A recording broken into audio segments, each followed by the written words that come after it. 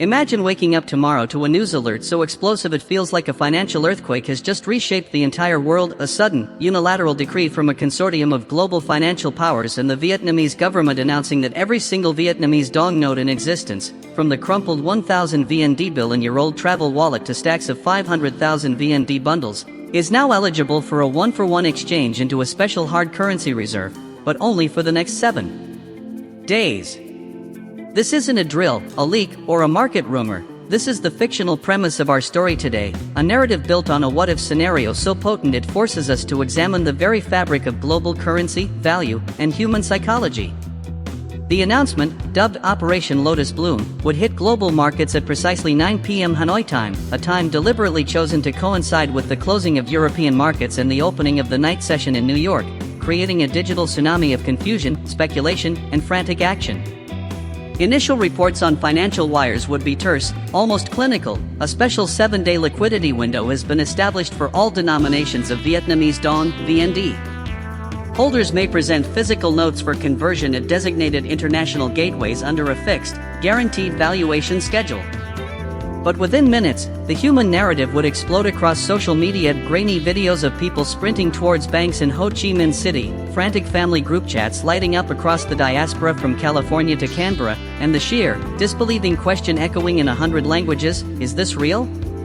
To ground this fiction in a semblance of reality, let's consider the sheer scale of the monetary base involved. According to the State Bank of Vietnam, the physical currency in circulation, known as M0, was approximately 1.2 quadrillion VND as of late 2023. That's 1 quadrillion 200 trillion Dong in physical bills and coins. In a fictional global conversion event, this isn't just monopoly money, it represents a tangible claim. If we apply a fictional but plausible special conversion rate set near a historic benchmark, say, anchoring it loosely to a basket of SDRs, special drawing rights, from the IMF, the numbers become astronomically engaging. For instance, if the fictional rate was set at 1 US cent per 250 VND, a rate far stronger than the prevailing market rate, part of the story's tantalizing hook, the total potential liability for the fictional backing entities would balloon into tens of billions of dollars almost instantly. The logistics alone would be a nightmare of epic proportions. Picture this: over 7 billion individual banknotes in circulation, each needing verification, anti-counterfeiting checks, and cataloging. The fictional designated gateways would likely be a mere 50 major international airports and a handful of sovereign wealth fund offices globally. The lines would snake for miles. The psychological pressure would be immense, a brutal test of the hot potato theory of money, where the urge to offload the Dong would battle against the fear of missing out on a potentially better last-minute offer. The digital asset world would go into paroxysms. Cryptocurrency exchanges listing VND pairs would see volatility spikes of over 10,000%, and blockchain analysts would be tracking wallet movements of old Vietnam-era notes that haven't been spent in decades. In our story, the black markets that once operated in the shadows for currency trading would suddenly find themselves the de facto front lines, with arbitrageurs calculating the cost of chartering private jets to move physical cash from Hanoi to Frankfurt against the ever-ticking clock of the 7-day window.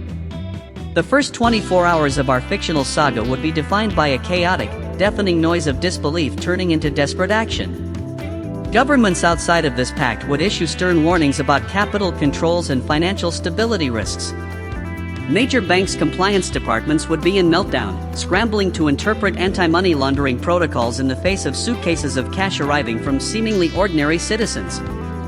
The story here isn't just about number go up, it's about human behavior under extraordinary financial stress.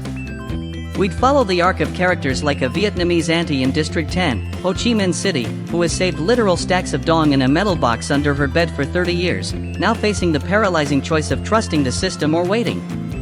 Or the international backpacker who finds a forgotten 200,000 Dong note in an old journal, suddenly holding a ticket worth hundreds of dollars. The narrative tension builds on a simple, brutal deadline: 168 hours. No extensions, no exceptions. The fictional authorities in our tale would emphasize this with a chilling, constant digital countdown on every official website and news broadcast, turning time itself into the ultimate antagonist. This creates a relentless pace where every hour that passes sees the frenzy evolve from initial shock to strategic consolidation by large, clandestine holders, to the potential for social unrest at overcrowded exchange points, and finally to the heart-wrenching stories of those who, for reasons of geography, documentation, or simple fear, cannot access the window. The premise forces us to ask, in a world where a piece of printed paper's value can be transmuted by decree, what truly gives money its worth?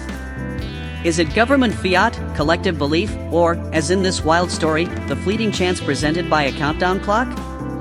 This first act of our fictional chronicle sets the stage for the global scramble, the personal dramas, and the inevitable geopolitical fallout that would follow such an impossible financial event, all while reminding you, dear viewer, that this is a creative thought experiment, a story fire-forged in the imagination, not a financial forecast. But this is just the opening scene of this global financial thriller. I want you to think about what you just heard and put yourself in this story. What would you do first if you saw that news alert? Would you rummage through every bag and drawer, or would you doubt it was real and wait, risking it all? Go down to the comments right now and type "Don't scramble" if your first instinct would be to search for every note you own, or type "wait" and see if you'd be skeptical and hold back. Let me know your strategy, because in the next part of this story, we're going to dive into the chaotic middle phase where the smart money moves, the black markets explode, and the real human costs begin to show. Your comment will shape how we look at the psychology of this crisis, so don't just watch, be part of the narrative. Hit subscribe and ring the bell, because the next chapter of this fictional event is where everything changes, and you won't want to miss a single twist. Now, let's continue. As the fictional Operation Lotus Bloom entered its second and third days, the initial global shock would crystallize into a frenetic, multi-tiered global gold rush, revealing the profound fissures between the prepared, the connected, and the ordinary public. The digital countdown, now a ubiquitous presence on screens worldwide, would shift from a mere timer to a psychological instrument of immense pressure, its relentless descent breaking down rational decision-making and fueling a primal race against obsolescence. In our story, this phase is where the narrative splits into parallel worlds, the polished corridors of high finance and the chaotic, sweat-drenched reality of the physical exchange points. Satellite imagery, in this fictional universe, would show surreal scenes, snaking lines of people stretching from the doors of major banks in Hanoi and Ho Chi Minh City out into city blocks, turning into improvised campsites as families took shifts holding places in line. The heat, the anxiety, the sheer physical burden of carrying bundles of cash would become central characters in the drama. Yet, simultaneously, in offshore financial centers like Dubai, Singapore, and Zurich, a different kind of frenzy would be underway. Here, the asset would be not physical dong, but digital claims and legacy banking instruments. Fictional liquidity arbitrage desks at hedge funds would be working around the clock, using complex algorithms to price the volatility of the remaining window, while private wealth managers would be on encrypted calls with clients who had long held VND positions as part of emergent market bond portfolios, now desperately seeking to convert at the guaranteed fictional rate before it collapsed under the weight of its own promise. The data point that would send a fictional tremor through these privileged circles would be the first unofficial reports of gateway congestion.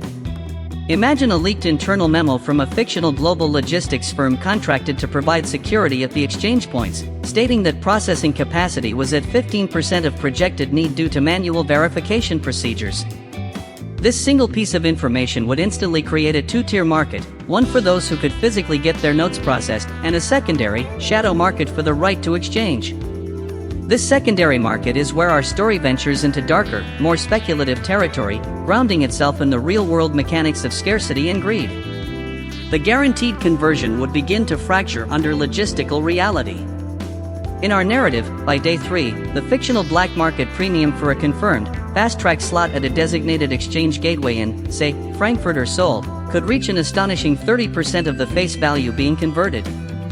This means a holder of 100 million VND, instead of receiving the fictional guaranteed $400,000, might pay $120,000 of that just to secure the processing before the window slams shut, netting only $280,000. This brutal economics would prey on the desperate and reward the ruthless.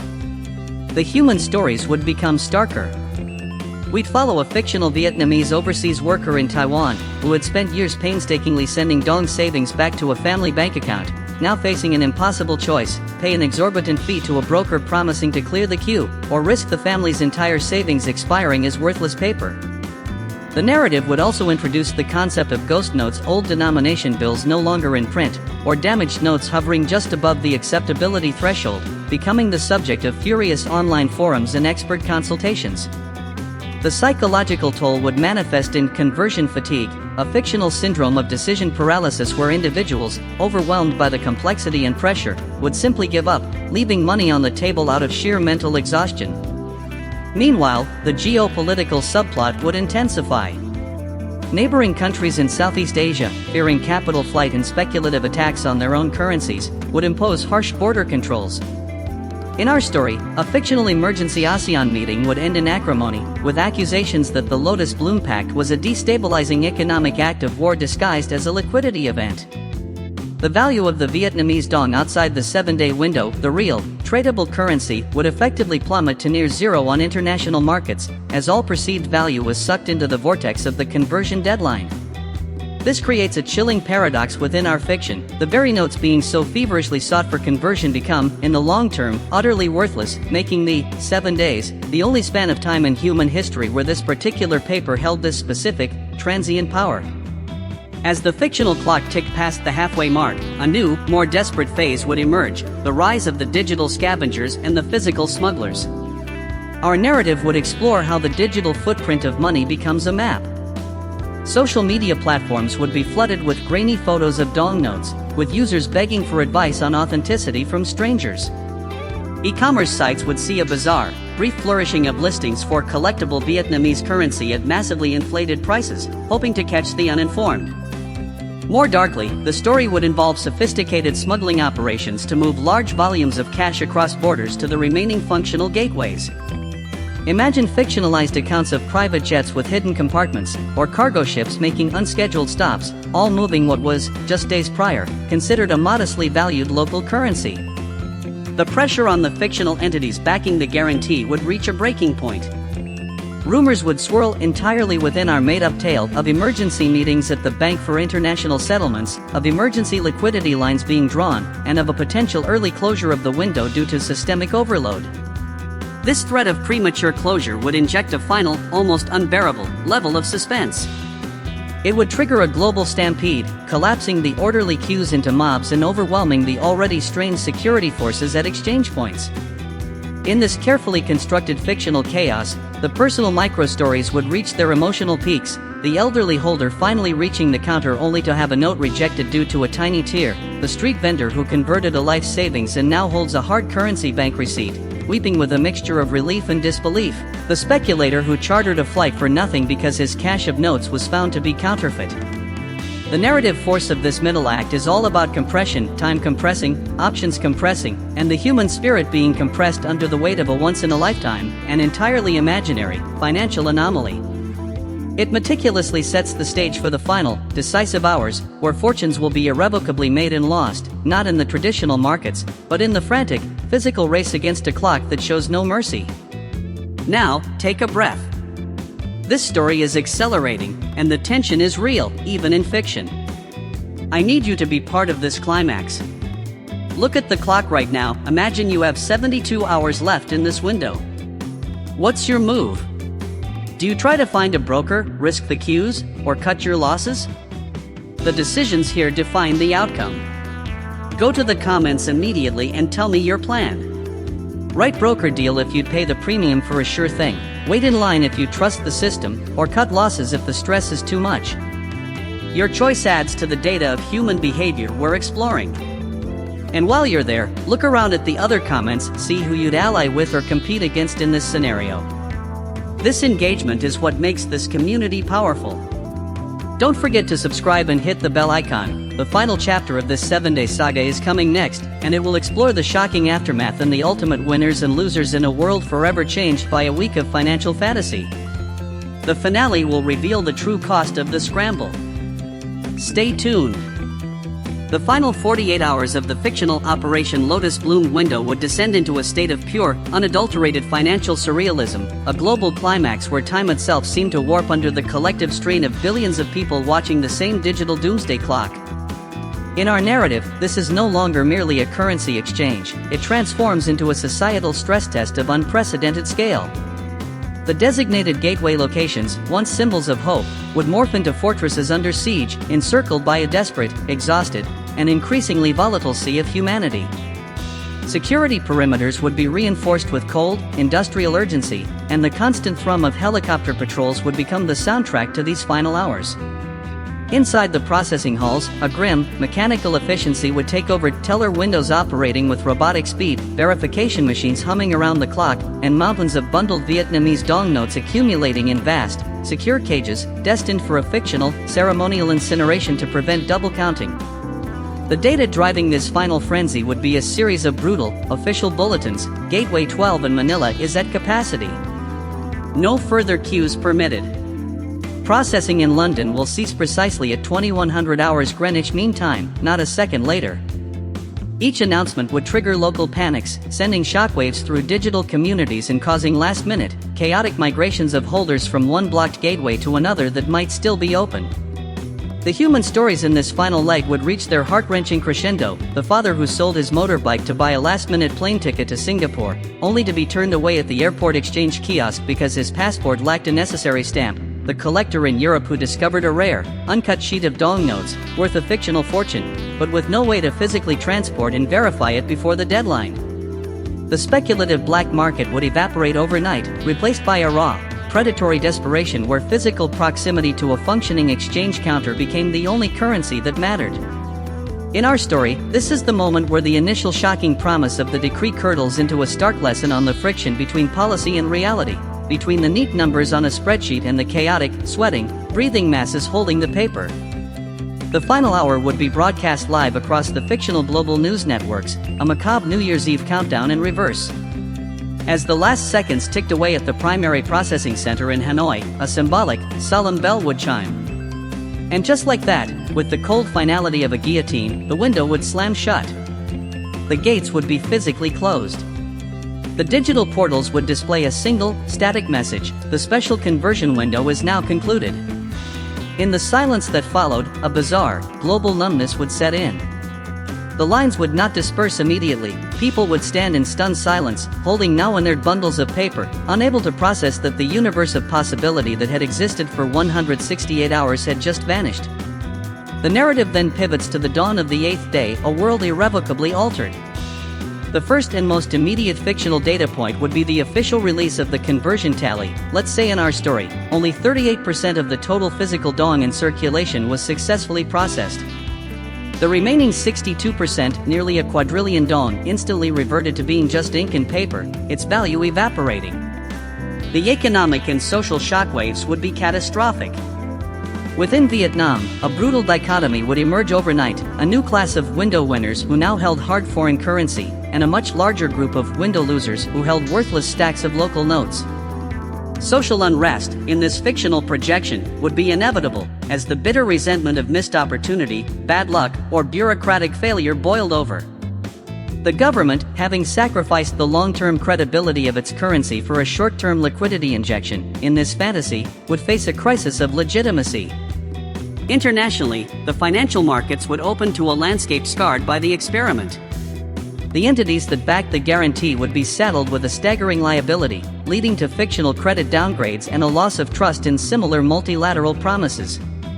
The Vietnamese Dong, as a tradable currency for future international trade, would be a ghost, requiring a complete redenomination. A new Dong. The months and years that followed within our tale, the 7 days, would enter economic folklore as a cautionary myth of biblical proportions.